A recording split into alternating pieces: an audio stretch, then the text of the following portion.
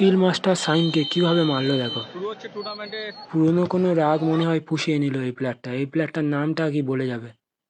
দেখো কিভাবে মুখে ঘুষি মারলো, খেলা পুরো চালু হওয়ার মুহূর্তেই সাইনকে মেরে দিল। ধন্যবাদ ধন্যবাদ কিং।